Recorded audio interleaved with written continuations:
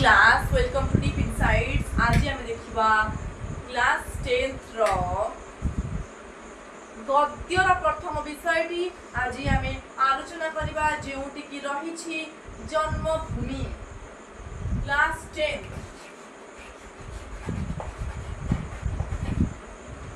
जोटी की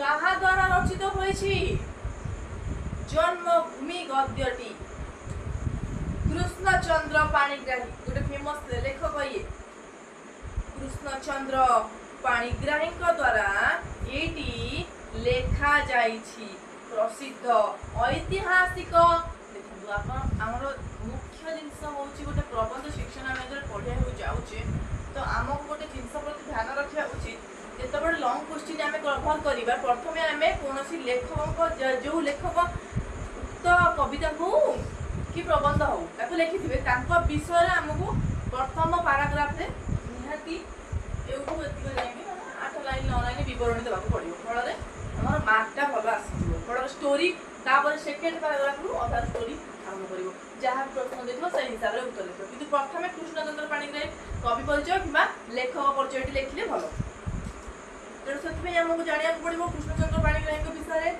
प्रसिद्ध ऐतिहासिक और प्राबंधिक कृष्णचंद्र पाणिग्राही मयूरभंज जिलार खिचिंग ठारे जन्मग्रहण करथिले।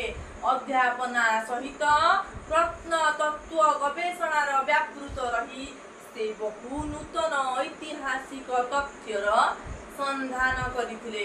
भुवनेश्वर प्रत्नतात्विक अवशेष विषय इंग्राजी रे लिखित तांकर गवेषणा ग्रंथ अत्यंत उपादेय सृष्टि ओडिया भाषा रे मौलिक प्रबंध लेखि प्रतिभावान कृष्णचंद्र पाणिग्राही ओडिया साहित्यर इतिहास रे स्वतंत्र स्थानर अधिकारी होई पारिछंती।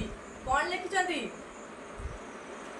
ओडिया भाषा रे तांकर मौलिक प्रबंध गुड़िक लेखि से प्रतिभावान कृष्णचंद्र पाणिग्राही ओडिया साहित्य रे कोन होई पारछंती स्वतंत्र स्थानर अधिकारी होई पारिछंती।